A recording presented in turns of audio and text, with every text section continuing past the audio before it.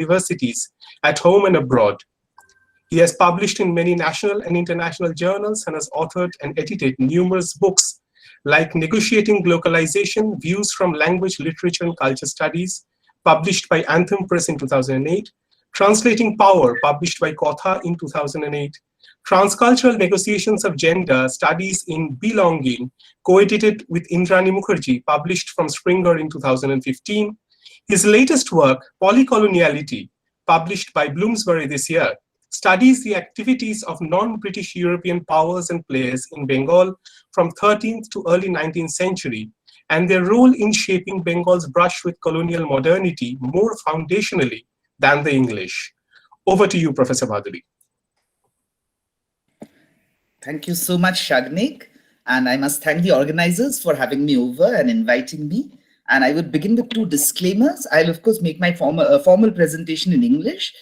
কিন্তু আলোচনার সময় যদি কেউ বাংলায় প্রশ্ন করতে চান নিশ্চয়ই করতে পারেন। আমি বাংলায় আলোচনায় অতি আগ্রহী যোগদান করতে। The second disclaimer is that I'm really not an expert on Hooghly. I'm neither a historian nor an archivist nor an archaeologist. And I have, of course, I have a polemics to offer. So that is primarily what I have to offer. And in front of an august audience, which primarily comprises Hooghly experts, so to say, it's not that any of the factual data that I'd share with you will be novel to any of you. But nevertheless, I have a polemics to offer. And it is that polemics of suggesting Hooghly as the crucible, so to say, of colonial modernity in Bengal, and of course the allied polemics of polycoloniality rather than monocoloniality, rather than an Anglo-centric, Calcutta-centric history, to talk about the plural colonial histories with the Hooghly belt as the crucible. So I have a polemics to offer, and that is my second disclaimer. That being said, let me start my presentation, and because I do have a formal presentation to offer, and I'll just start with that straight away. And I hope, can you see my screen and the presentation? Yes, we can. Great, thank you very much. So since, as I said, I begin with this polemics of the polycolonial crucible of Hooghly, let me first present what I really have in mind. So the point is, and that is the polemical point that I'm making, that much of traditional historiography has somehow projected the English as being the primary, let's say, inceptors of colonial modernity in Bengal, and Calcutta being the veritable epicenter, and leading to a certain kind of a mono-national post-colonial common sense. But as I've argued, inter alia, because obviously that has not been my only argument, because today I'm going to talk about Hooghly alone, but this has been part of my general argument in polycoloniality, that it is rather the Hooghly belt, and that is right from Shoptogram to Rishra, from Shadgaon to Rishra, Shoptogram, Bandel, Hooghly, Chuchura, Chandanagar, Bhadreshwar, Srirampur, Rishra, that belt, and with its simultaneous and plural coexistence of the Portuguese, Dutch, French, German, Danish, Greek presences, this is the belt to which this credit should go, rather than there being this Anglo-centric, very mono-national, very Calcutta-centric kind of history. And that is because, and this is obviously I would elaborate as I proceed through my presentation, because all the signs of colonial modernity, be it the first Western schools, colleges, universities, be it the printing presses, be it the more modernized visual and performance art forms, or be it even social and political reforms, and be it even decolonizing activities, they can be first seen to have originated from the Hooghly belt rather than from Calcutta. And that is exactly what I put before you in details. And therefore, my polemics is that it was the polycolonial Hooghly, rather than the merely English Calcutta, which was the actual crucible of colonial modernity in Bengal. So that is the crux of my talk today. And it is this polemics that I would like to engage you in. And the displacement, therefore, of the very mono-national, very Anglo-centric post-colonial common sense, because that is the problem. The problem, in my opinion, is this so-called post-colonial common sense, which is very mono-national. And mono-nationalism, and therefore the monolingual formulations that also emerge from that mono-nationalism, so which is obviously therefore Anglophonic, which is obviously therefore more Calcutta-centric, it becomes very inadequate. And not only factually untrue, because obviously it's factually untrue, but it becomes inadequate because it fails to provide us with a vocabulary, an adequate vocabulary to theorize multinational imperialism. And obviously, currently, as in for the last almost half a century, we've been under the throes of an ever-growing multinational imperialism. And our vocabulary that emerges from the mono-national post-colonial common sense fails to deliver us an adequate vocabulary to deal with that. And therefore, the resistance that we also visualize through post-colonial common sense is always through the lens of insular nationalisms, jingoism, xenophobia, and increasingly now over the last decade or so with communal fascism, which is really our latest and the gravest problem today. So the post-colonial common sense does not lead us to the possibility of being able to theorize and encounter new imperialisms and new fascisms adequately, because it is in itself so insular, so mono-national. And therefore, as I've suggested, that the way out, and of course it's presumptuous on my part to say that it's the way out, but that is the polemical theoretical argument that I, as a theoretician, because that is what I primarily am. I'm not a practitioner, I'm not a practitioner, a historian, but my presumptuous suggestion is, of course, this concept of polycoloniality, or that nowhere, and of course here we are talking about Bengal, has coloniality been by one nation, but it has been by multiple European powers simultaneously. And therefore, this polycoloniality, I believe, can help us. The notion of polycoloniality, that is my political point to be put forward, will be able to help us to theorize imperialism in multinational terms, and also kind of at least attempt to resolve the other problem and lead us beyond Manichaeanism and insular nationalisms to a more pluricultural and hybrid notion of what imperialism is all about. So this is my almost introductory kind of polemics. But without wasting any more time, one can move into polycoloniality in Bengal itself. And Bengal was, of course, colonized by the English. I mean, there is no denial of that. Nor do I even suggest that the English were not the most important, because they were the most voluminous, they were the most spatially also the most spread, so to say. And they were in some parts of India, Surat more specifically, from as early as 1608, and in Bengal from 1650 onwards. But as I would go on to argue, there also Hooghly became the center to begin with, and not really Calcutta. Calcutta would come 4 decades later. But the moot point is that it's not just the English, but also in Bengal, I'm talking only about Bengal here, the Portuguese, who were there from 1514 onwards and continued pretty much until 1797, they were very much the formal, let's say, administrators of Bengal, and they had some powers till 1869 also. The Dutch, who were there from 1623 to 1825, the French, the Danish, the Germans, who probably are the least talked about, and wherein we have, I'm calling them Germans, and that is why they're within these scare quotes, so to say, because obviously they're not technically, I mean, they're Germans, like the Austrian Empire and the Prussians, and the Swedes, the Greeks, etc. And all of them, and that is what would be of importance today, because today I'm not discussing polycoloniality in Bengal in general, but with a specific focus on Hooghly. So all of them, apart from the Austrians, because the Austrian colony was located on the east bank of the Hooghly River in Bankipur, Ichhapur, which is just next to Barakpur. So it is not in Hooghly, it is in 24 Parganas, so to say. And the Swedes, because the Swedes did not have a colony. They had colonial trade with Bengal, but did not have a settled colony. But apart from the Swedes and the Austrians, for all of the above, the English, the Portuguese, the Dutch, the French, the Danish, the Prussians, and the Greeks, it is the Hooghly belt that was the site of their primary presence. And when I say Hooghly belt, again, I mean just to Shaptagram to Rishna, the entire Hooghly belt, that is really the epicenter of their.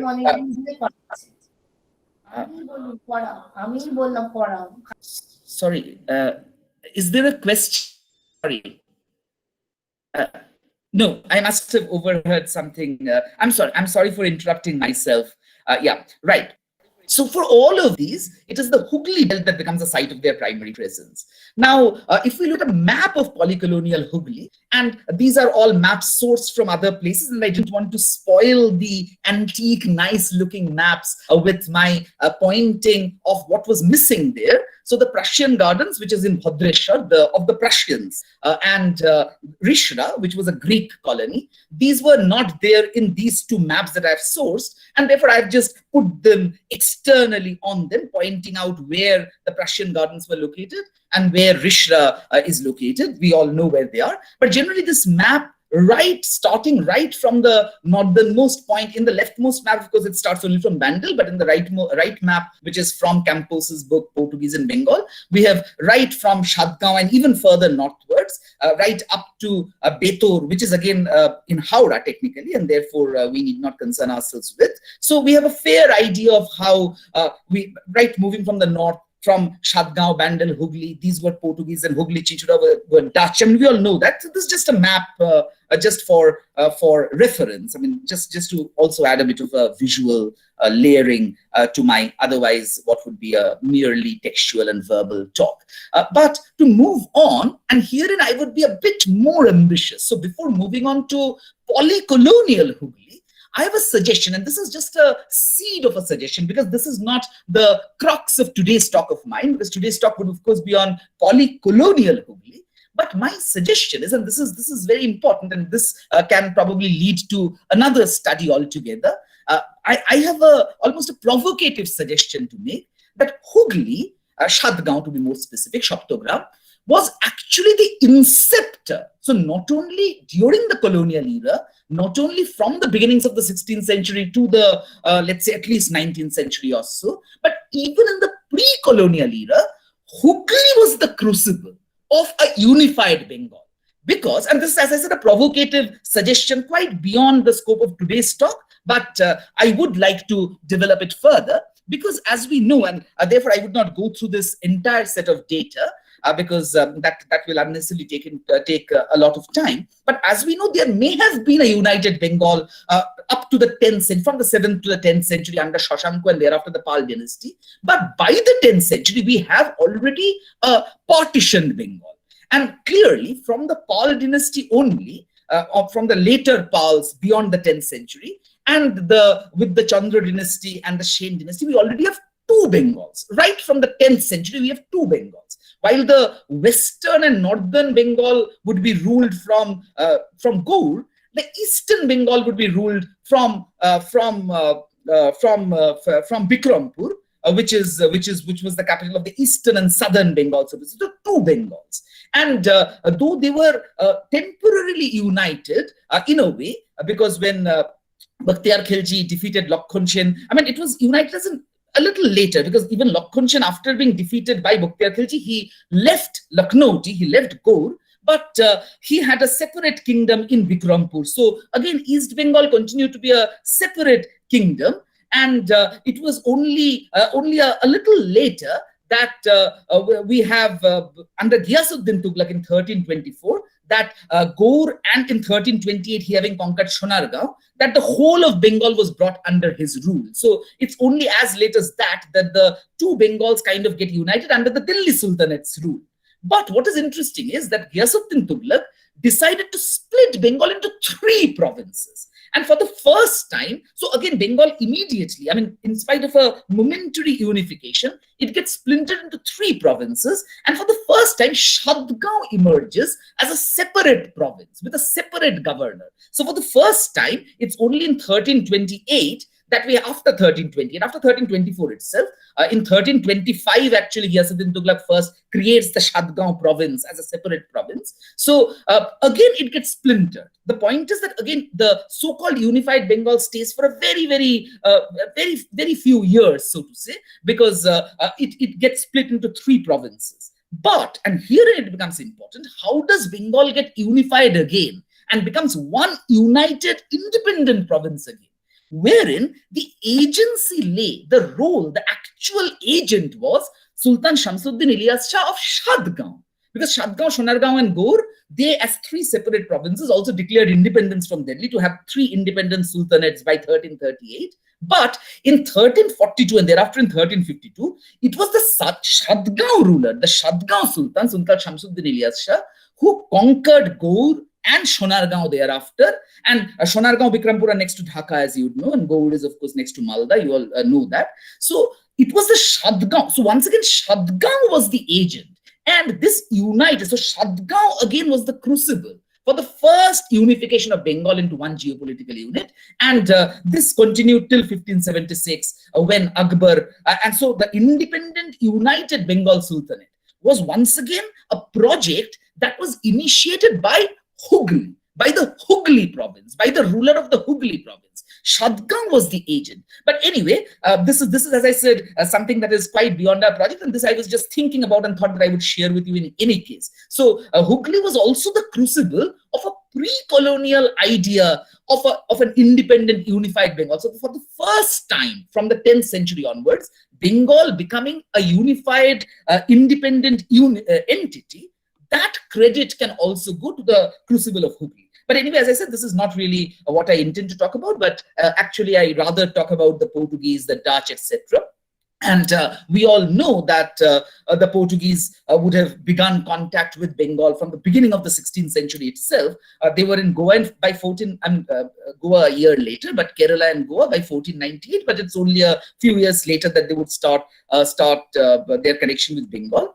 And the first recorded Portuguese to have visited Bengal is Duarte Barbosa, who I have talked about in my book in fair detail, whose travelogue.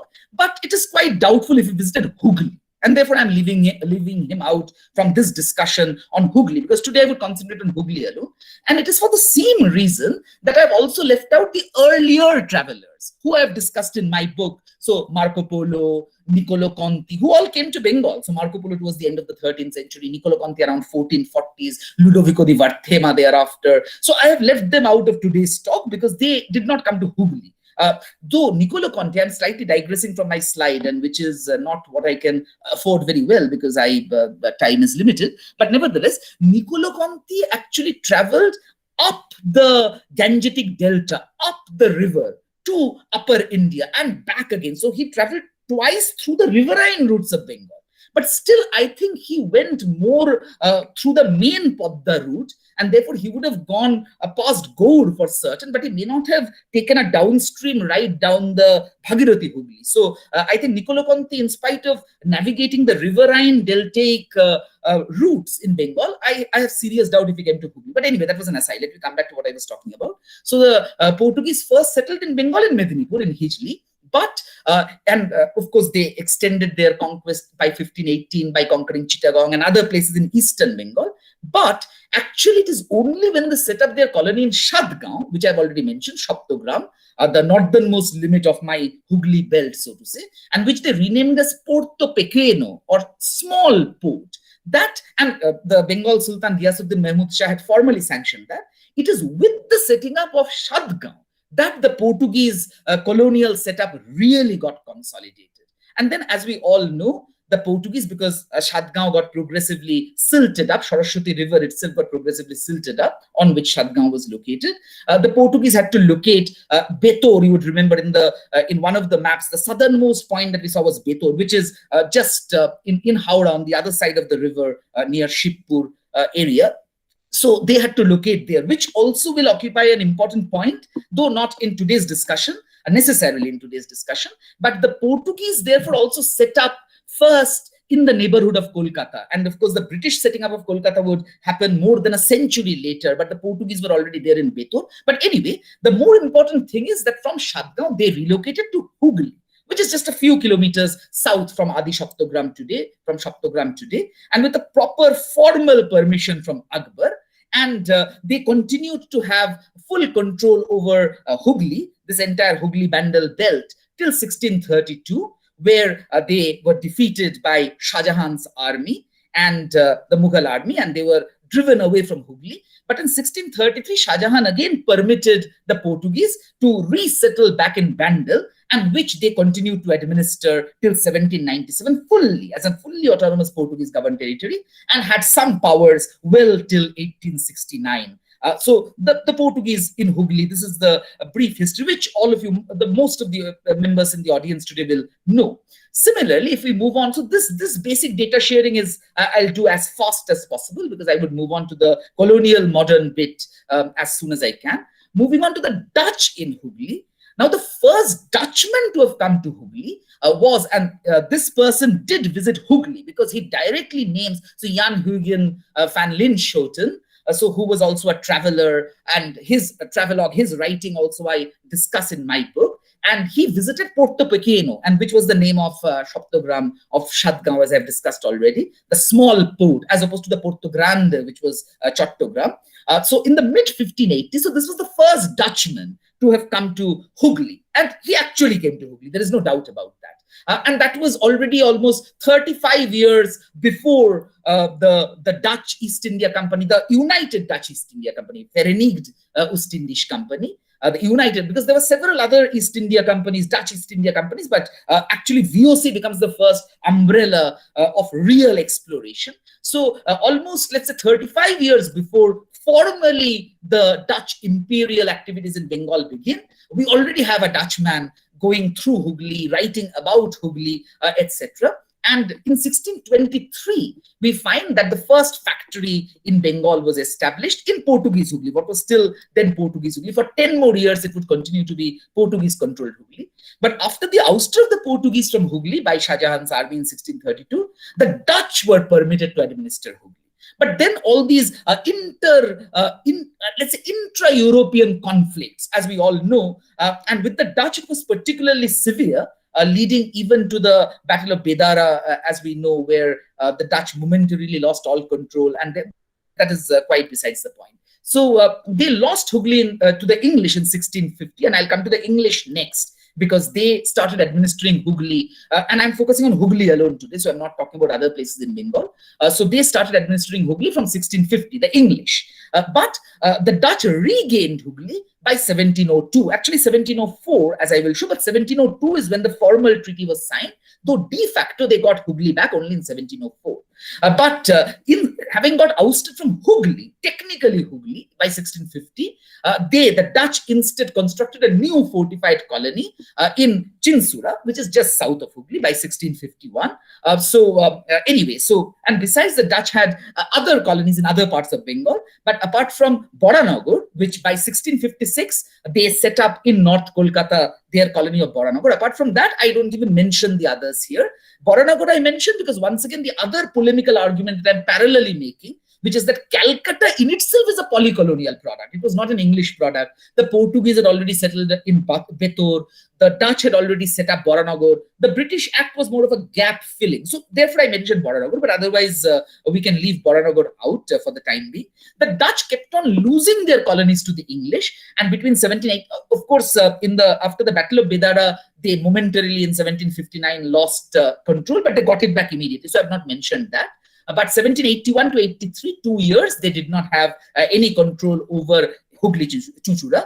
And 1795 to 1802 also, the English conquered all the tracts from the Dutch, but they returned it back back to the Dutch, and de facto the handing over happened in 1814, but that's all right. 1802 is when the treaty was signed, and ultimately the Dutch continued to govern Hooghly Chuchura till 7th May 1825, when so there was an exchange of enclaves. So the Dutch gave up all their enclaves in the Indian subcontinent, and the English gave up all their enclaves in Indonesia. And in this exchange, which was done through the Anglo-Dutch Treaty of March 1824, the Dutch finally ceded Hooghly Chuchura, but they were the controllers of Hooghly Chuchura till 7th May 1825.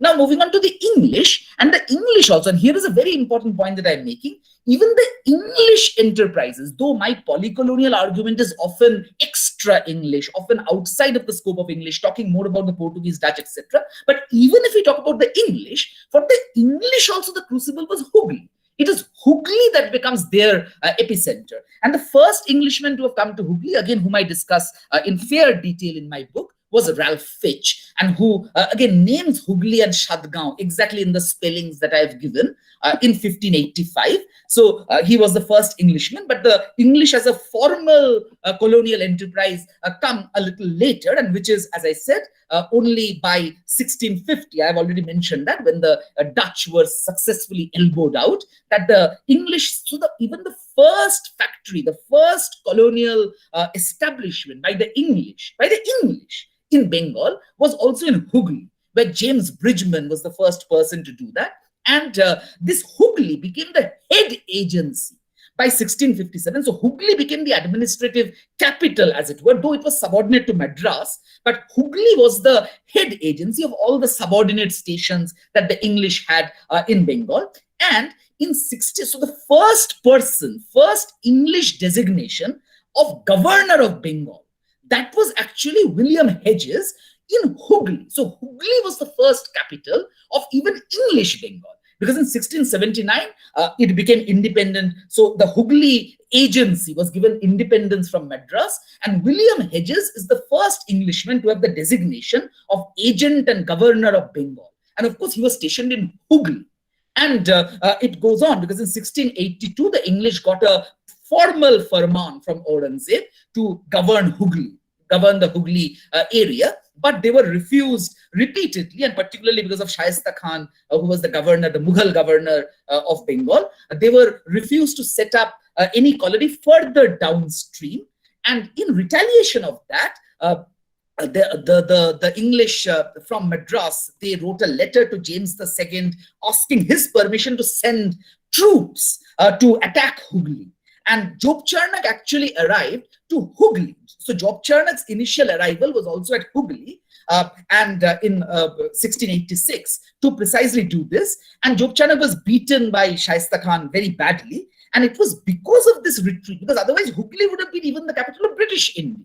So it was because he was defeated by Shaista Khan that he had to travel further downstream to a safe place, and he reached Sutanuti on 20th December 1686, and he found that space appropriate. He sought another permission from Aurangzeb that, okay, let me set up an establishment here. And in August 1690, as we all know, apparently this English city of Calcutta was established. And of course, it is actually only in 1698 that Sutanuti, Kolkata, Govindapur, so that is after Job Charnock's death, that actually the three villages were leased from Sabarna Rai Chaudhuri, and the fort was constructed, Fort William.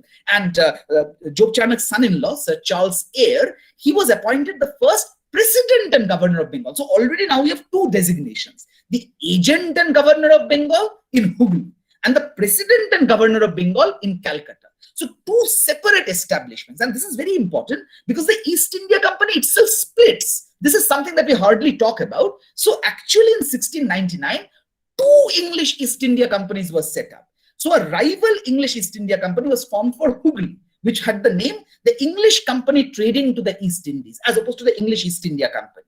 And its president and agent, so the agent and governor was renamed as president and agent. So from 1699 to 1702, there were two separate British administrations run by two separate companies and with two separate British governors, one calling himself president and agent, whose capital was Hooghly, and the other calling himself governor of president and governor, and the other calling himself president and agent. So two separate presidents, both British presidents, both calling themselves the English ruler of Bengal, one stationed in Hooghly, and two rival companies. So the company itself split, but the two companies were merged in April 1702, and the president of Hooghly was asked to quit Hooghly and to retire to Calcutta, which was done in 1704, and which I mentioned in my previous slide, as you'd remember, that actually in 1704, the handover to the Dutch happened. So Hooghly got rehanded formally to the Mughal Faujdar, but actually de facto to the Dutch. And so Hooghly ceased to be the English, one of the two English capitals with a separate president only in 1704. And this is very important and needs to be talked about. Moving on fast to the French in Hooghly. Again, the first Frenchman to visit was before the formal French company arrived, and that was someone called Vincent Leblanc, who also I discuss in my book. And he visits Shadgaon. He spells Shadgaon as Sartagan. That's all right. In bracket, I've put the spellings, that the names that they call Hooghly by in 1575. The French East India Company was established much later, almost 70 years later.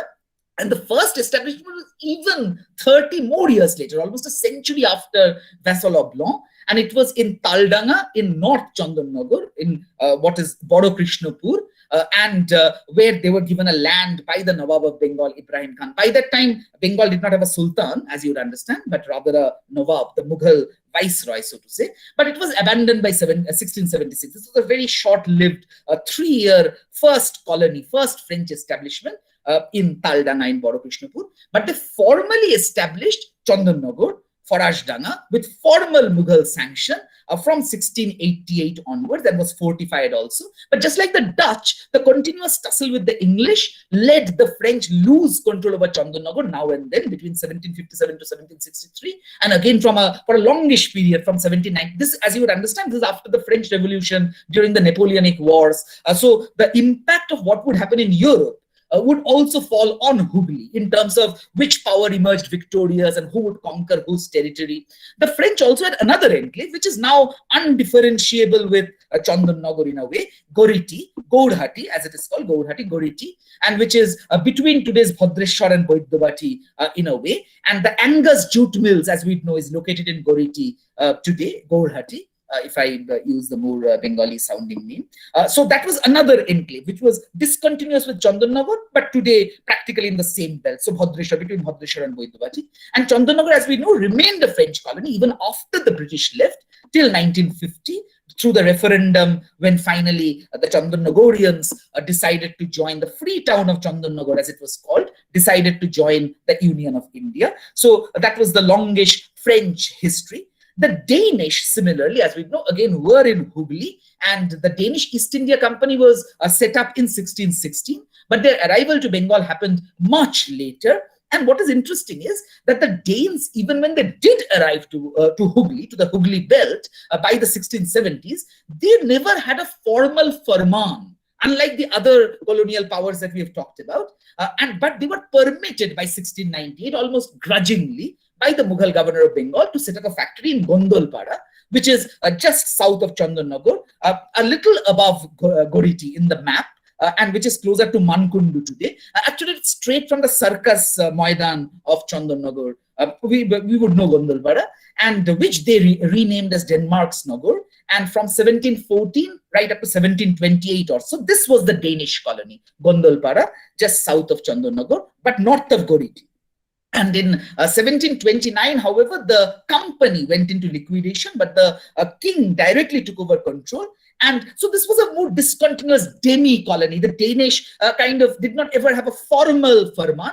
But again, in 1755, Alibardi Khan permitted the Danes to settle in Srirampur, some 20 kilometers south of Gondolpara, and so Denmark's Nagar was in Gondolpara, the Dinemar Danga, as it is still called in the Chandanagar belt. But Srirampur, which is even 20 kilometers further south, and which they renamed as Frederiksnagar, that became their real colony, but a demi-colony, as I call it. And again, they temporarily lost it to the English now and then, but it's only in 1845 that the Danes permanently transferred to the English, their colony of Srirampur. And Srirampur will occupy a very important position in my subsequent discussion, as you would know. To just move on, the Austrians, I said I will not talk about today, because the Austrians set their colonies, though they were very important. They were definitely more important than the Prussians, the first Germans, but their colony was on the east bank of Hooghly, and therefore not in Hooghly, in Bankipur, Ichhapur, which is just north of today's Barakpur. But I will not talk about them precisely because of that, though they continued till 1794. And William Bowles was a very important person in the setting up of print and all that, but I will not talk about them. The other Germans is what I can talk about, but they had a very brief lived enclave, only for 7 years. But the King of Prussia, so these are the other Germans, the Prussians, as opposed to the Austrians. When the Prussian kingdom because before that, Prussia being a landlocked territory, it did not have any port. But when they conquered the port town of Emden in 1744, the King of Prussia could set up 2 separate companies. And the second of that company, because the first was set up to primarily trade with China, but the second company, the Bengal Company as it was called, which was set up in 1753, the Bengali Handelsgesellschaft, the Bengal Company, though the Chinese company and the Bengal Company are together referred to as Emden Company, but the Bengal Company is what set up another small demi-colony around today's Bhadreshwar once again, and which was called Prussian Gardens. It was more of just an enclave for enclave's sake, and it was held only for a brief period and was ceded to the English on 21st August 1760. But the Prussians also had a presence in the Hooghly belt, in Bhadreshwar to be precise. The Swedes also I would avoid completely, because the Swedes had no enclave in Hooghly, but they had trade relations. The slide is there, but anyway, I don't intend to discuss them at all today because they had nothing to do with Hooghly per se. But the Greeks are probably the least talked about amongst the European presences in Bengal, because the Greeks were not really colonizers, so to say, because they themselves did not have a nation. The Greeks themselves were not independent till 1832, because what we understand as Greece today was a part of Ottoman Empire. But the Greeks settled in Bengal as a trading community, in Kolkata, in Dhaka. But more importantly, there was an exclusive Greek settlement at Rishra. And that is the southernmost limit of my polycolonial Hooghly belt, from Shaptogram to Rishra, so to say. Rishra, and which can be considered a colony, therefore, or at least an enclave, the Greek colony of Rishra. And the Greeks, of course, stayed on because there was no formal colony or formal nation, and therefore no formal independence. And the Greeks stayed on well into the 20th century, and not as a formal administrative colonial power, but as settlers, as having an enclave of their own in Rishra, etc. The Greeks will become important in my discussion that I'll enter soon. So this kind of covers the first very summarizing part of the historical data sharing of which European power conquered which part of Hooghly when, etc. But all of this is mostly known to my audience today. But now will come my more polemical part, which is of polycolonial modernity and Hooghly, how Hooghly becomes a site. So as I've discussed in my book, and as I can discuss at any point of time too, that in my opinion, this is my opinion, there are 7 registers through which a culture gets initiated into what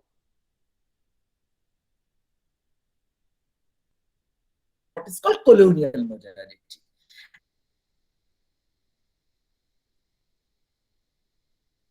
And those 7 registers, amongst those 7 registers, the first 2, they pertain to the substance of literature and culture. And again, literature and culture gets a precedence in my discussion because I'm a literature person. I'm not a historian, as I've said right at the beginning in my disclaimer. And the remaining 5 to the sensibility, the milieu, the infrastructure, which are required for such modern articulations. So this is my own cataloging, so to say, my own classification. So what are these 7 registers? On which is a definitive impact of the colonizer's language on the colonized language and literature. The second, a defining modernizing influence of the colonizer on non-literary cultural forms also, like visual arts, performance arts. Third, so these 2 are directly related to art and culture. The remaining 5 are the conditions that are required for such an initiation, for such a modernization of language, literature, of arts, etc. So third, an enabling exposure to urban cosmopolitanism, multiculturalism, hybridity, diaspora. Fourth, a systematic initiation into institutionalized Western education. So Western educational institutions being set up. Fifth, the induction of print as a dominant medium. Print culture coming into being. Sixth, the introduction of social and political reforms, and often in defiance of traditional practices, like the banning of sati, etc. You know what I'm talking about, social reforms, political reforms. And seventh, ironically, the creation of the possibility of resistance and revolution leading to decolonization. So that also is one of the registers of colonial modernity itself. So colonial modernity induced decolonizing activities. Now, what is my point is that, as I have shown that for Bengal, all these were polycolonial rather than only English. So it is the Portuguese, Dutch, Danish, French who initiated and really encouraged Bengal into all these 7 registers. But, and that has been my general point, but for today's talk, I will leave the first point out because it does not have any specific Hooghly connection. So the impact of Portuguese, Dutch, French on Bengali language and Bengali literature, though that could as well as be a very important discussion, but in today's discussion, I'll skip it completely because it has got no connection with Hooghly per se. It is polycolonial indeed, but I'll move on to the other points one after the other, and through that I'll move to the end of my lecture, which will of course take quite some time because this is the meat of my lecture today, and I'm also keeping a general tab on time. So that's all right. So therefore, I begin with visual and performative cultures instead, rather than talking about literary cultures, rather than talking about literature. So in terms of visual arts, as we'd understand, so before the Bengal school, the particular school of art that came into being, and therefore the first colonial modern mode of visual art, was Dutch Bengal art, and which is often at times also called the French Bengal school of art, where because of Mughal miniature art diminishing in influence, from Dutch Chuchura and French Chandanagar, there emerged this commissioning of local artists as well as European artists to make this fusion of Indian religious subjects with European ideas of image making, with perspective, etc., leading to this hybrid exercise of Dutch Bengal art, what is called Dutch Bengal art. So once again, in terms of visual culture, it was Dutch Bengal art. It was the Dutch influence, and even since it's often called French Bengal art also, so Dutch and French, they were the inceptors of visual arts, of colonial modern visual arts in Bengal. And this, in a way, invaded Calcutta. So the Calcutta studios, and where the print medium would start getting used by the mid-19th century, it's the Dutch Bengal and French Bengal arts that start populating the Calcutta studios, and the production of brightly colorful lithographs of popular deities sold at cheap rates. And what is interesting, though it is not germane to our current discussion is therefore Hooghly was the crucible through which within the domain of visual arts, the colonial modernization starts beginning. But this is as an aside, it is interesting because we often talk about Raja Ravi Verma and his 1894 press as being the inceptor of this colonial modern mode of popular visual art. But of course, the print medium through which Dutch Bengal art gets circulated precedes Raja Ravi Verma's, and therefore we need to, so the pre-Bengal school of art, which is Dutch Bengal school of art, that needs to be talked about. And evidently, Hooghly was the crucible of doing that, and Calcutta becomes only a recipient of that. Moving on to performative culture, similarly, which is part of my second point itself, even modern performative arts. So I will not talk about proscenium theater because it has got no Hooghly connection, but of course it's polycolonial, as you would know. So a Russian adapting a French play, etc. But that's all right. I'll just leave the first bulleted point because it has got no Hooghly connection. But when we come to the subaltern popular urban performance forms like Kobigan, Kheur, etc., once again, they did not originate in Calcutta. They primarily originated in French Chandanagar, and Sumanta Banerjee has written about it in detail, how Chandanagar was the crucible in which the subaltern popular performative urban performative forms, which emerge as therefore colonial modern performance forms, they emerged from Chandanagar. And needless to say, Anthony Firingi, who himself is from, and he's a Luso-Indian, that way he's already polycolonial, but more importantly, he's from French Goriti. Technically Goriti, we can call it Chandanagar also by extension, but he was from Goriti. And in that Angus jute mills, which I mentioned earlier, the Angus jute mills compound is where Anthony Firingi apparently was born. So once again, Anthony Firingi is the best example as to how the invasion or the insemination of the Calcutta popular performance scene was actually from Hooghly. Because it is in the Hooghly belt that performative cultures, colonial modern performative cultures also began. To move on to the third register that I've mentioned, which is urban culture, hybridity, diaspora. So again, urban cosmopolitanism, the Hooghly belt, the Bandel Hooghly Chuchura belt, that was the first truly urban multicultural cosmopolitan space much before British Calcutta. That goes without saying. More than a century before British Calcutta, it's the Bandel Hooghly Chuchura belt which was already urban, cosmopolitan, the first cities, and in fact Chandanagar and Srirampur also, with its strands, its mansions, its hotels, and in Srirampur, of course, Denmark Tavern has been renovated now also. So much before Calcutta had any of these signs of urban public spheres, it is the Hooghly belt that had all this. And even, I mean, this is something that I've mentioned, the third bulleted point, but which I will not really discuss today, but I've talked about it, I've already mentioned it several times today. Even Calcutta was actually a polycolonial product being driven away from Hooghly. and therefore populating a space that was already populated in Betor and in Boranagar by the Portuguese and the Dutch. So even Calcutta is not a sui generis British creation, but even Calcutta has this polycolonial Hooghly connect. And similarly, Dhaka also, but that is not what I'm going to talk about, because my primary polemical point today is that not Calcutta and Dhaka. Calcutta and Dhaka, the two major metropolises of Bengal, which emerged thereafter as the urban epicenters, they were but modeled on the far earlier and preceding urban agglomeration model, which is that of the Hooghly belt. The Hooghly belt is the original urban agglomeration model from Shoptogram to Rishla. That is the original urban model, and therefore the third register of colonial modernity. And Calcutta and Dhaka would at best follow the same. That is my polemical suggestion here, the decentering of the capitals and talking about Hooghly belt as being the crucible.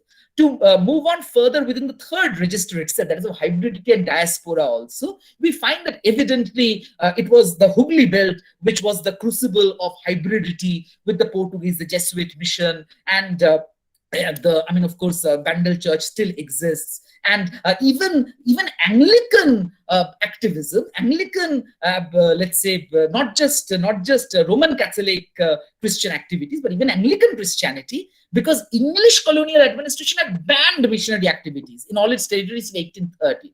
So it is in Danish Srirampur. So not just, let's say, missionary activities promoted by the Portuguese, the Dutch, etc., but even Anglican activities could happen only in the Hooghly belt, in Danish Srirampur, outside of the British colonial purview. And furthermore, so not just this admixture, this hybridity, admixture of cultures, but even in terms of diaspora, we have diasporic Bengalis all over Europe pretty early, from the mid 16th century itself. The first recorded Bengali, of course, is in England, and that is in 1614. Peter Pope, who was christened as Peter Pope, he was baptized as Peter Pope. That was in 1614.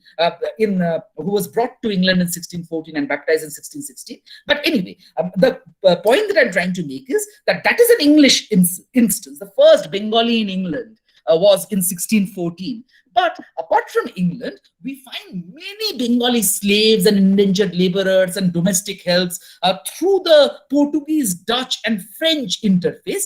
And much of this was, of course, from the original colonial ports of Satgaon Hooghly.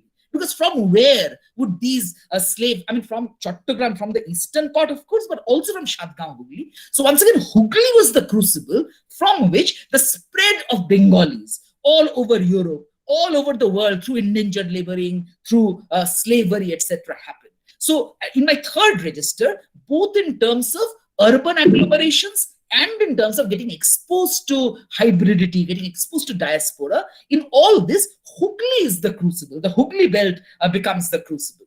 Now coming to my fourth register, which is the establishment of Western educational institutions. Now this goes without saying that the institutions in Hooghly, be it the oldest school, the oldest college, the oldest university, they were not in Calcutta. They were all in Hooghly. And this is something that we need to foreground. And it is very important because often we think of Hindu college as the first college. That's not true at all, right? Or Calcutta University as the first university. That's not true at all. But to begin with the school, to begin from the relatively junior levels to move on from school to university. So the oldest Western school for children was, of course, by the Portuguese in Bandel, so which was the college as it was called. Then schools used to be called colleges. The College of St. Paul, which was established in Bandel in 1599. Contrasted to that, and therefore the square bracket bulleted points are all the contrasts of English Calcutta based. Contrasted to that, the oldest English school in Calcutta was, of course, the Free School, the charity school in Free School Street in 1720, somewhere in the late 1720s, and which was later renamed as St. Thomas School, etc. So compared to that, almost 1.5 centuries prior to that, already Bandel had a Western school, the College of St. Paul. Now, to move on to college, the oldest Western college was also in Dutch Hooghly Chapter. And of course, the Dutch bit, I'm using Dutch with a bit of a, let's say, disclaimer, because as you must understand, in 1812, as I mentioned earlier, that by 1804, the Dutch were already mandated to get Hooghly back.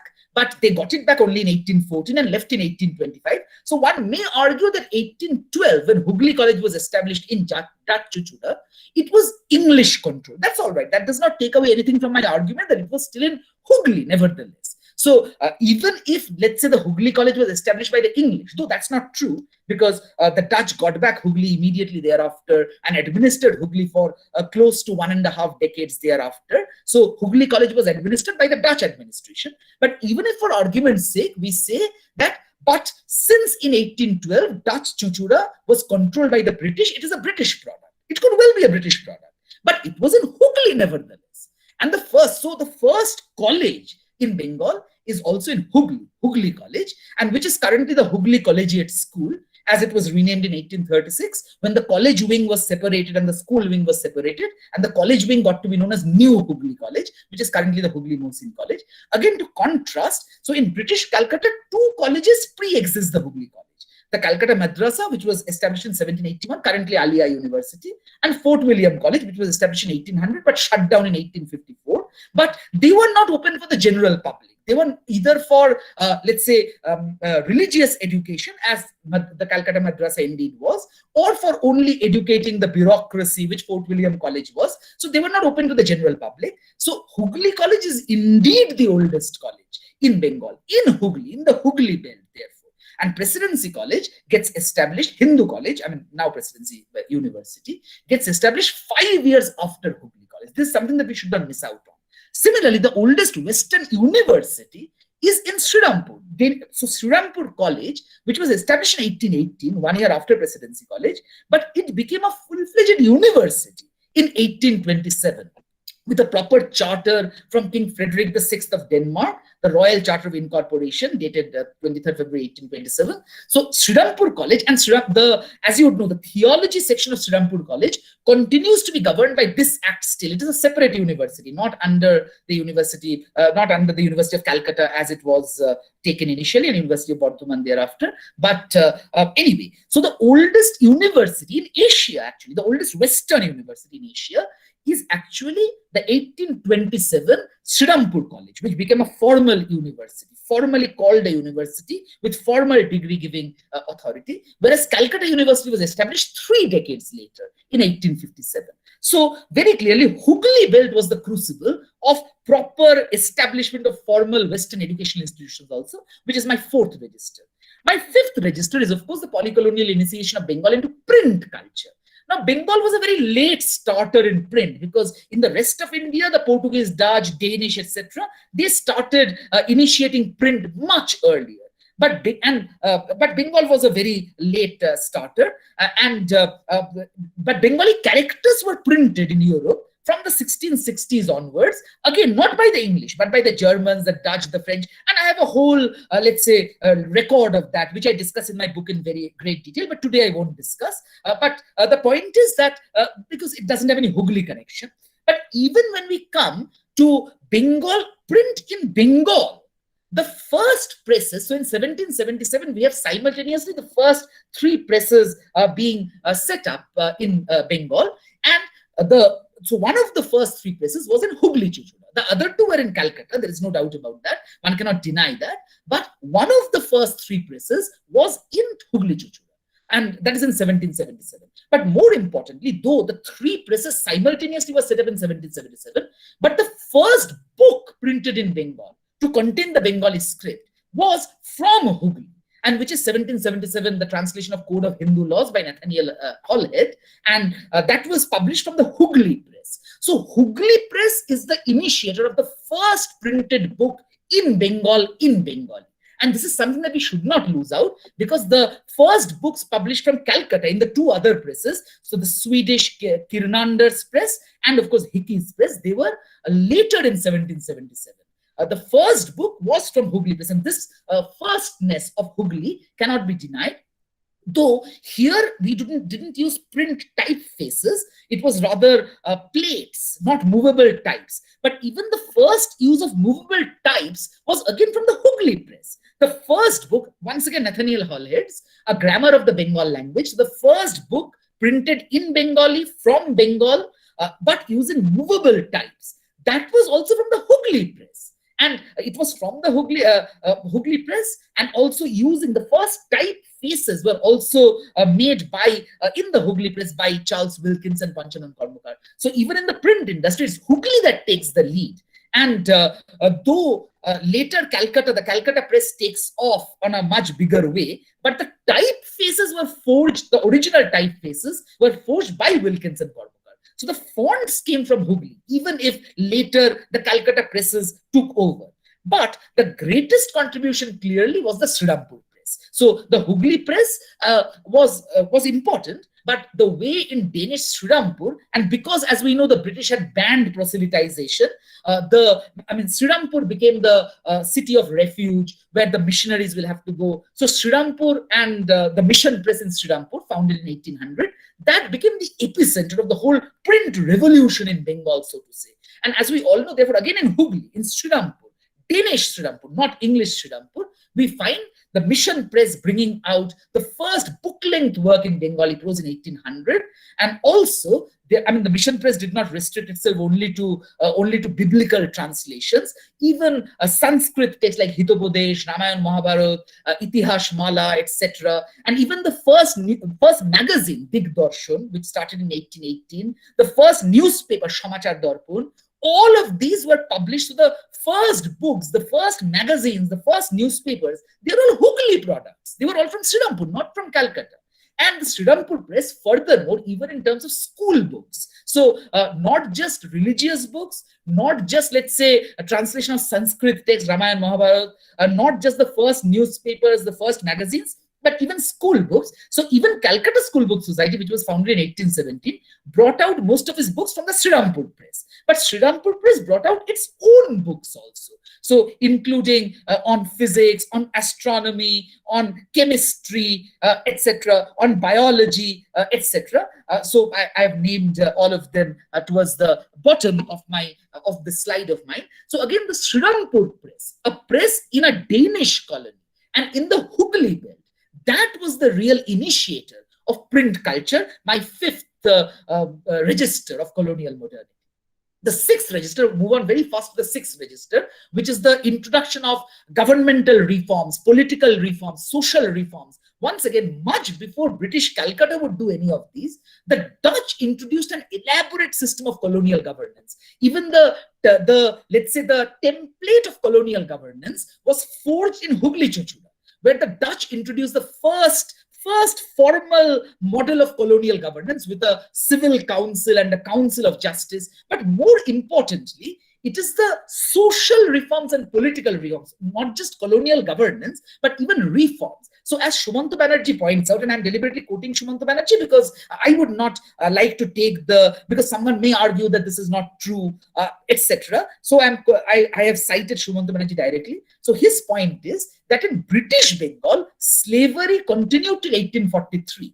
Whereas in Chandannagar, slavery was banned officially, formally banned in 1789. Similarly, Shoti continued in British Bengal till 1829. Whereas in Chandannagar, it was effectively banned from 1808 onwards. So even social reforms, and which we credit colonial modernity with, that with colonial modernity came these social reforms, banning of sati, banning of slavery. These were also initiated in Chandannagar, in French Chandannagar, in the Hooghly belt, and not in Calcutta. Calcutta and its social reforms, its political reforms followed much later. But even more importantly, political rights, because as we would know, and this I would enter into in my final register, which I'll enter in just a minute, even in terms of political rights, it is French Chandannagar where they got their first constitution, the 1791 Provisional Constitution of Chandannagar, and democratic, so the Chandannagarians, the Bengali Chandannagarians, they had their democratic electoral powers. And so Chandannagar was the crucible of the first electoral democracy, the first constitution, the first political reforms, where the natives were also given political rights, electoral rights. So again, it's the Hooghly belt that was the crucible of the political and social reforms. To move on to my final register and conclude, because I see that I've already taken close to an hour and I must conclude. This is my last register in any case. So even in terms of decolonizing consciousness, revolutionary consciousness, Again, the Hooghly belt became the crucible because Chandanagar, as we would know, right from the days of the French Revolution, it is very important. During the years of the French Revolution, Chandanagar also declared its independence. It drove away. So the first, let's say, symptoms of anti-colonial struggle, of revolution. So in Chandanagar in 1789, when they learned of the revolution in France, they set up a revolutionary committee and they drove away the official French governor and set up a government of its own constitution, the constitution that I mentioned earlier, and that continued to be the constitution of Chandanagar. I was just going to say Chandigarh somehow, but Chandanagar. And anyway, so and this revolutionary government ruled Chandanagar independent of the French government, and the British actually recaptured Chandanagar, etc. But Chandanagar became therefore the site of subversion right from those days, and the site of decolonizing discourses. And of course, it also provided a city of refuge, because the freedom fighters who would be hounded in British India, they would go and seek refuge in Chandanagar, like Aurobindo, etc. Chandanagar will have its own homegrown anti-British revolutionaries like Kanailal Datto, Motilal Rai, even Rashbihari Bose, the great Rashbihari Bose. He was educated. He was born in Bardhaman, but educated in Dupleix College in Chandanagar. But what is very interesting, and this is something that, of course, today we may or may not discuss, but we can leave it. It's very interesting is that while all these revolutionaries were in Chandanagar, they were all fighting not against the French government. They were not fighting to free Chandanagar from the Frenchmen. They were fighting someone else's decolonial battle. They were fighting against the British colonialists. So Chandanagar was the crucible, but there was none whatsoever. No anti-colonial struggle launched within Chandanagar by the Chandanagarians against the Chandanagar French government. Because, and this is my suggestion, Chandanagar had already got its independence. Chandanagar had already become democratic, so the Chandanagarians did not feel so they could launch their decolonizing battles elsewhere, but that is not part of today's discussion. So to just kind of finish with the Greeks, because the Greeks also contributed to this decolonizing struggle a lot, because the Greeks were fighting their own decolonizing battle against the Ottoman Empire, which they finally got free of in 1832. And Calcutta, as well as Rishra, the Society of Friends of the Greek communities, they contributed. It became a major center. So much of the decolonizing consciousness that would emerge and percolate within the Bengalis later, the anti-British consciousness, could also be credited to the Greek. And once again, of course, the Greeks in Calcutta played a major role, but the Greek enclave of Rishra was also an epicenter of much of these Greek decolonizing activities. So just to conclude and finish, so this is precisely my point, that there is a need to renegotiate monistic post-colonialism, and wherein a history of polycoloniality becomes very important.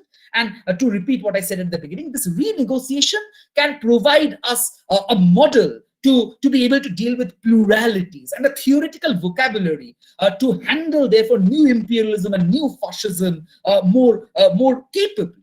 But more importantly, for today's talk, my polemical point was that we have to replace the Calcutta-centered and English-centered understanding of Bengal's brush with colonialism and colonial modernity with the polycolonial Hooghly belt as the original crucible for the same. And this would help us decenter some of our very non-inclusive academic common sense, where we have our sense of the metropolitan versus the provincial. So our own very, very insular, non-inclusive academic common sense will also stand decentered and displaced if we deal with Hooghly, Polycolonial Hooghly, as our crucible. So thank you very much for your patience, and I will be very happy to answer questions. Right. Yes. Thank you very much.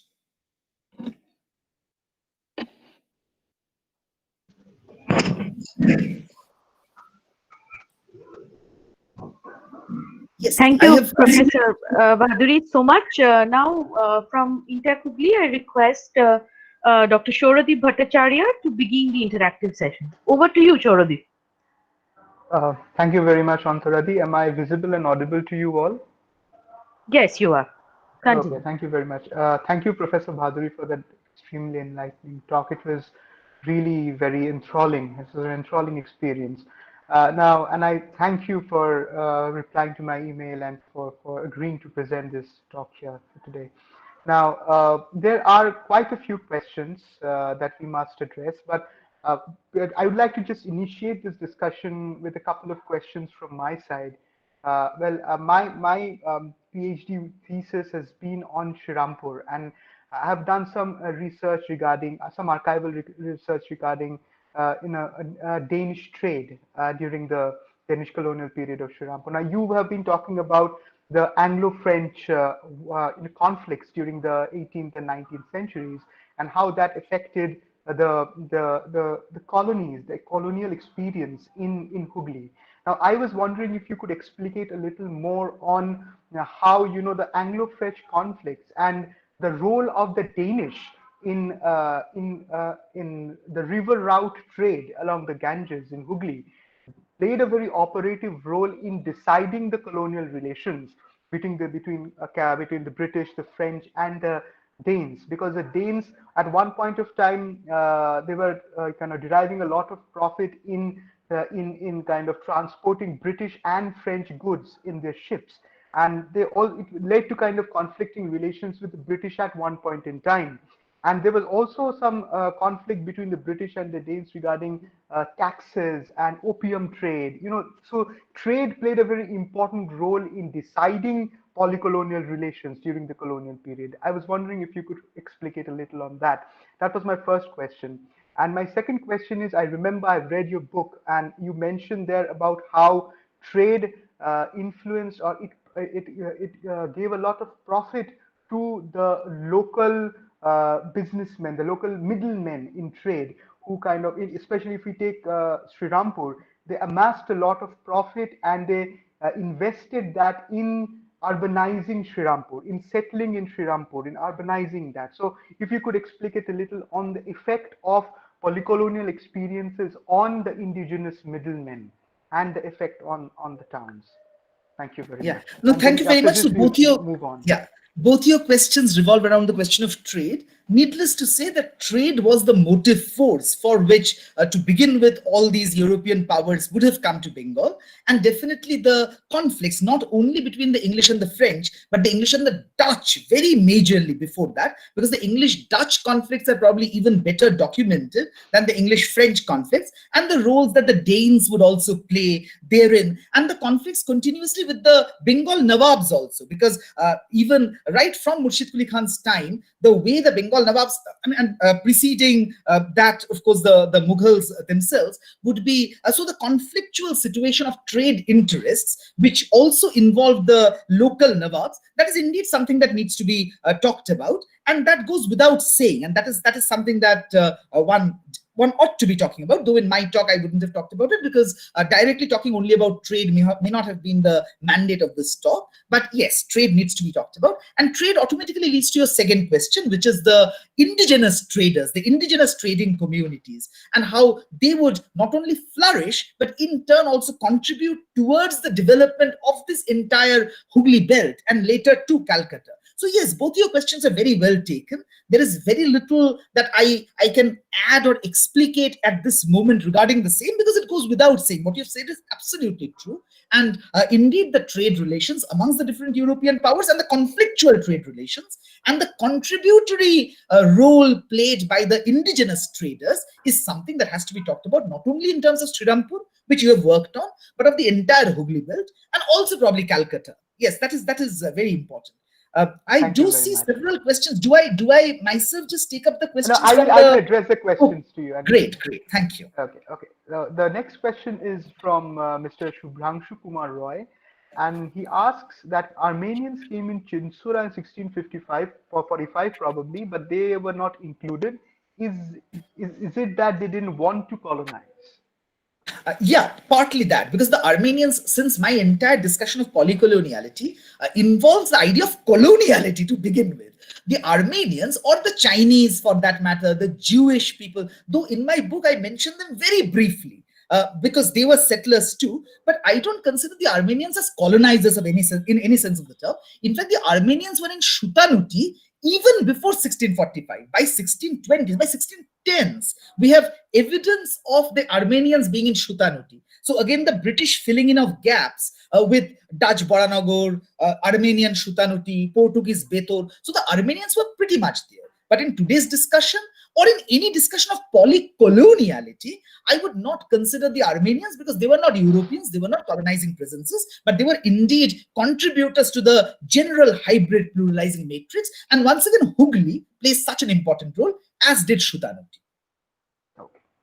Thank you, sir. The next question is again from Mr. Shubhrangshu, and he asks, colonizer and colonized, what is the role and impact of English language in education of Hooghly? Or probably in Hooghly, that's what you meant to say. Yes, because again, it's not to rule out the possibility of English at all having become the major medium of instruction. But then again, if we go back before English language would have been the medium of education in Hooghly, and if we go back to what must have been the medium of instruction in St. Paul's College in Bengal, or what could have been at least the language of administration in Danish Srirampur College, maybe we can have a template which is otherwise than English also. But then again, today's talk is not necessarily oriented towards discounting the English and crediting it all to the Portuguese, Dutch, Danish, French, etc. In Chandannagar, of course, French would be pretty much the medium of instruction. I have friends, fathers who were actually taught even mathematics and the school subjects in French, in the French medium, in French medium schools. So there were different media. But today, I am not arguing for English being discounted or English not having been a medium of instruction in Hooghly, but rather presenting Hooghly itself. So irrespective of the medium of instruction, whether the medium of instruction was Portuguese or Dutch or French or English, the point is that Hooghly was the epicenter of the first brush with colonial modern Western education, and that is probably of greater importance than whether English language and education were playing major roles there or not. But otherwise, the broad range of your question is something that I may not be competent to answer, because I would not know the entire history of education in Hooghly to be able to address the broadness of the question. Right. Thank you, sir.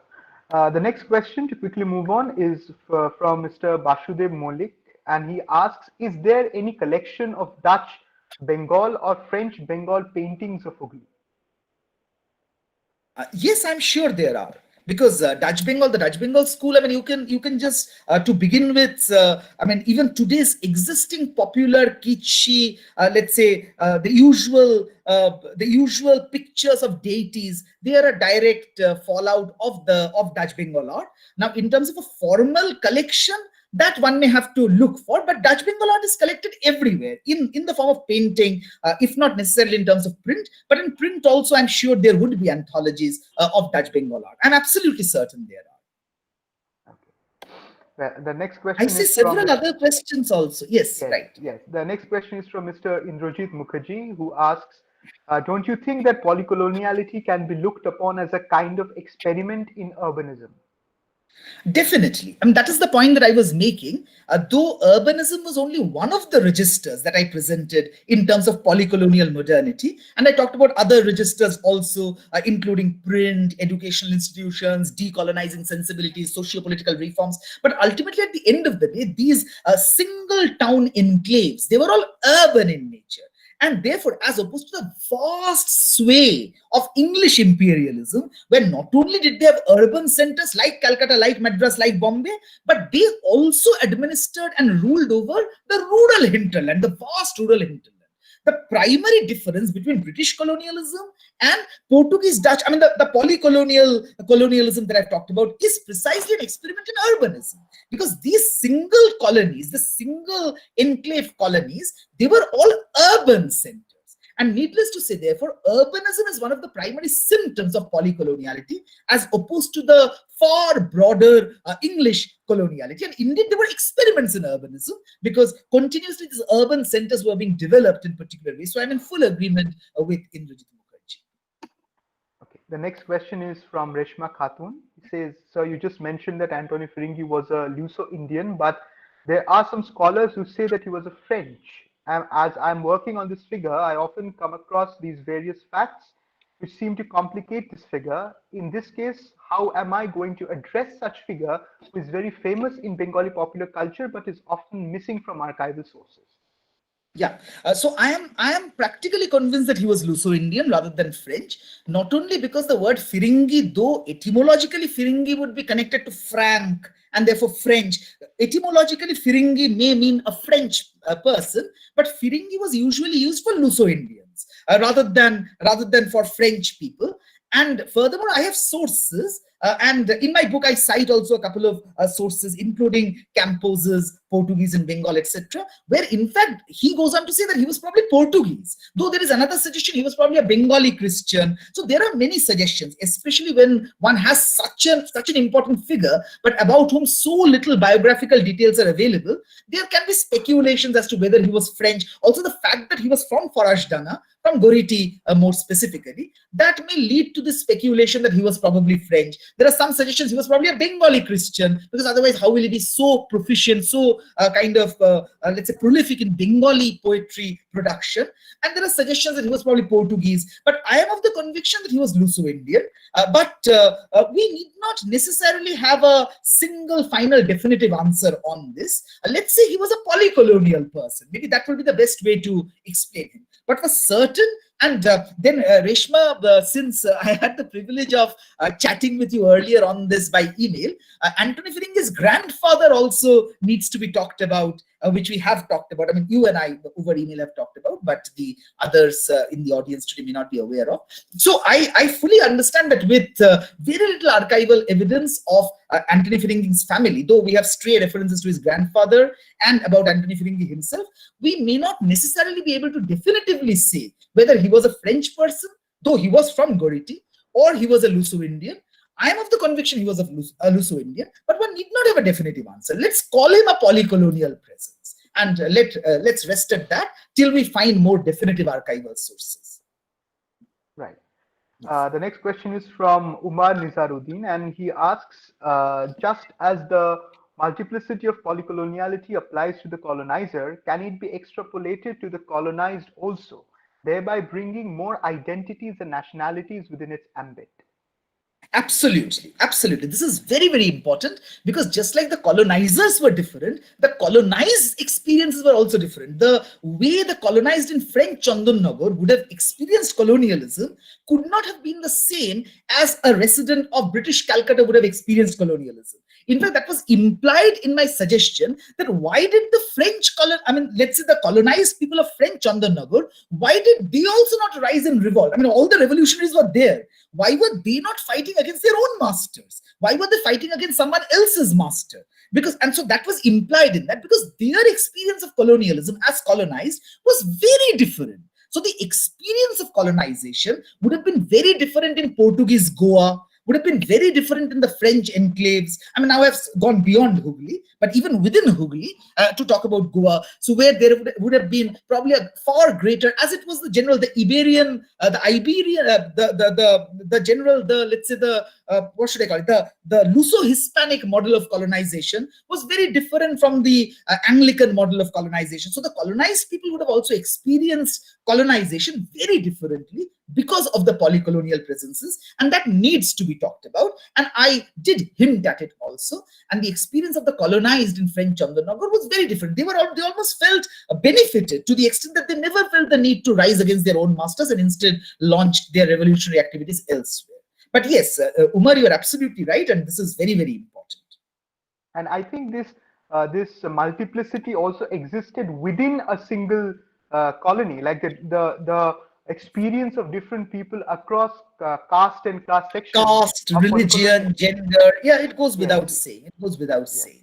And caste plays a very important angle even in this entire polycolonial matrix, because again, one of the primary arguments of Shumanto Banerjee as to why the popular subaltern performative forms would have risen from Chandanagar is that the caste equation in Chandanagar was very different from that in British Calcutta. So yes, so even within a single colony, not only across different colonies, but even within a single colony, there'll be so many layers of differential identity formation of the colonized.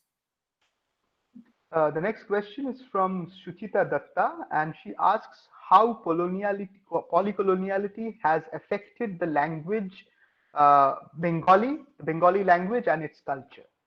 Yeah, hugely. But I left it out of today's discussion because Hooghly may not have necessarily played much of a role there, but the amount of loan words and which are not even loan words anymore. They've got so naturalized into Bengali language, we don't even know that these are actually Portuguese words. These are actually Dutch words. The amount of words which comprise our commonsensical vocabulary today, the presence in literature also, the presence of the Olandaj, the presence of the Firingi, so hugely. But in today's discussion, I did not want to go off on that trajectory, but of course, hugely. And that is just one part of the story. That is how Bengali language per se and Bengali literature per se would have got influenced by the Portuguese, Dutch, and French presence in terms of words, in terms of themes, in terms of literary characters, in terms of literary genres, even through our Mongol kabbos and through, I mean, we have continuous mention of these demi-colonies. We have continuous mention even in folk tales and folk plays, particularly of the Sundarban region, continuous mention of Karvalio Sahib and all that. But that is on the one side. On the other hand, the major impact is, of course, through print. That is the most important thing. So Bengali language and literature, the primary influence on Bengali language and literature by polycoloniality would be print, would be the initiation of print, and which was utterly polycolonial in nature. Okay, the next question comes from Shishak Ghosh, and it's from the Facebook page where it was going live. He says, "Sir, you have mentioned about Srirampur College clearly. Could you share your views with the other colleges located in Hooghly district?" Yeah, I wouldn't know much about the other colleges because, of course, my historical take would concern, because of the polemics of it all, primarily concern only those two colleges which are in direct antecession of or antecedents to the British Calcutta colleges. So I fully understand that the Hooghly belt has so many colleges, and many of them would have, all of them practically, apart from Srirampur College and Hooghly College, would have been established by the British themselves, and they would have different, let's say, historical trajectories. They would have been founded at different points of time. Most of them would have been founded probably post-colonially, after independence, and I will not be competent to comment on any of them, because my entire study would primarily involve only Hooghly College and Srirampur College. But I'm aware, I'm absolutely certain that the Hooghly belt has so many colleges. Now, whether those colleges also are therefore, let's say, more premier than Calcutta colleges, and therefore the general argument that I'm presenting, that Hooghly is the crucible, can that hold for all of the colleges of Hooghly today, which are all therefore probably better than or prior to Calcutta colleges? That is a debate that I am incompetent to enter in.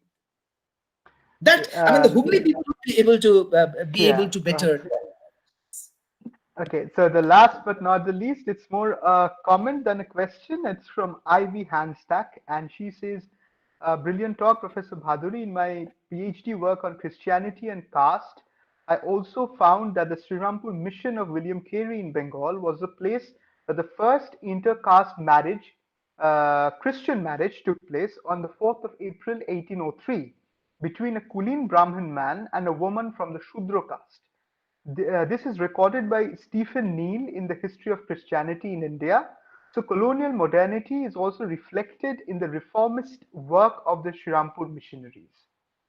Yeah, thank you, Ivy, for that information. So that is very, very informative, and thank you. Though, I mean, this may be what is technically an intercaste marriage, which is fine, but I'm sure there would have been other hybrid admixtures in the rest of polycolonial Bengal also. But here what is important is that the man was a Kulin Brahmin. So that is very important. And I really thank you for this reference. And I'm sure it would add on to the discussion. So indeed, in terms of in talking of social reforms, in talking about intercaste marriages here, once again, how Hooghly and particularly Danish Srirampur becomes once again a crucible of being able to do something that even today, in these days of love jihad and all that, even today it would be considered quite radical. So that Danish Srirampur, and once again, therefore, the Hooghly belt was the pioneer in that too. That is indeed a contributive point to my general discussion today. And thank you, Ivy, for bringing that to everyone's notice. I guess with that, we have come to the end of all the questions. But thank you, Professor Saugata Bhaduri, for that extremely interesting, illuminating talk. We thoroughly enjoyed it. And I would like to now hand over the podium to Professor Dr. Antara Mukherjee. Antaradi, could you please Yes, take it over from you? yes, Thank you Thank very you, much. definitely. Shorodip and others. Thank you. Thank you, Thanks sir. Thank Thank you to you. so much. everybody from INTACH Hooghly Chapter for having me over. It was my pleasure too. Thank you very much. Thank you Thank so you. much, Professor Bhaduri, for accepting our invitation and also for that brilliant, brilliant talk. I mean, I have been going through your book, but it was a pleasure listening to you. Thank you so much from INTACH Hooghly Chapter, from all the members of INTACH Hooghly Chapter, and we hope to get your guidance in the future as well, to work along with you. And like we have started this lecture series, and what we do every week is we release the poster of the forthcoming lecture next week. And as it is visible on the screen for all the audience, it would be delivered by Dr. Satyajit Goswami, who is an associate professor of Bengali and has done extensive field research on Sadgaon or Shaptogram, as I think the thing has been laid very well today, and he would be talking of the uncharted aspects of the history of Shaptogram. Shaptogram ইতিহাসের কিছু অচেনা অলিগলি. I also take this occasion to thank the, our audience both in Google Meet and in Facebook Live for joining and for enriching with your questions and with your comments. I would like to request Professor Bhaduri to stay back for a couple of moments with us and for an informal interaction with the INTACH Hooghly members. I'll introduce them and I'll thank the audience for their patience and for their time, and they may now leave the meeting if they have work to do. Thank you all. We formally end our lecture series, 6th lecture series talk here today. Thanks all of you.